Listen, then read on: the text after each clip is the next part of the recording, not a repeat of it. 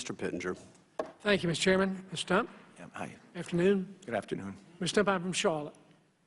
Okay, great. We love Charlotte. Well, you have a very major presence in our community. I think there's some 23,600 employees that work there. They are my constituents. I do have deep respect and appreciation for the corporate citizenship that you all have been in Charlotte. You have been exemplary in terms of what you've done in our community. You take active roles, your employees do, in many nonprofit organizations. And that leadership is commended. And of course, we cherish the Wells Fargo golf tournament. And so you have a major presence in our community. And that's why today is such a sad day. I know it is for you. I'm sure as you look back on these 35 years and where you are today, you think, what if? What if I'd have done this? What differences could I have made? Where was I blindsided? What mistakes? Where did I err? And so I think I'm asking you to look as if you were sitting in our seat. We represent these people. As was said earlier, some 750 to 800,000 plus people.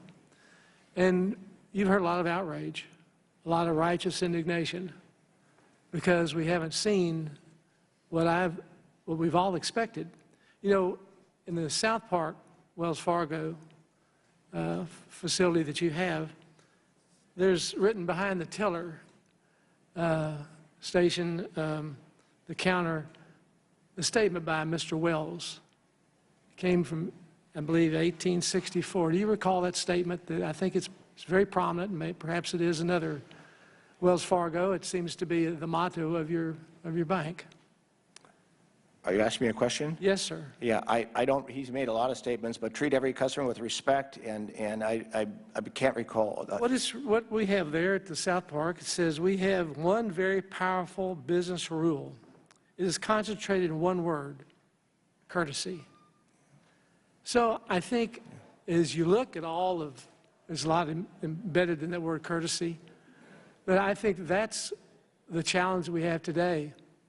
What could have been done different? Certainly the regulators were there, yet this was reported by a news agency. What would you have done different today?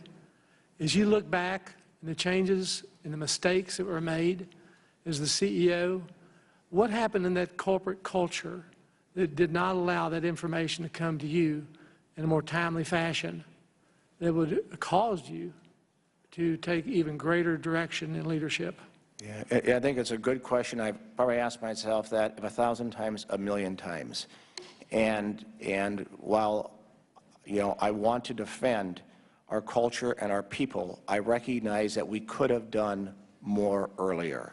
And I don't know there's any one point, but surely we should have realized earlier that product sales goals could elicit behavior that's inconsistent with our culture. Even if it happened like this case with 1% of our team, it's way too much. It's simply not worth it. And frankly, it's not even consistent with where we're going, given the business today. So, you know, I don't know if I can be clearer than that. And there's a lot of people doing a lot of introspection within the company today to make sure that we never, ever put a customer or a team member we want always customers to be the foremost of what we do. And if courtesy is the right word, we think of relationship. We love long-term, you know, mutually beneficial relationships with our owners, our team members, and most importantly, our customers. Yes, sir. I think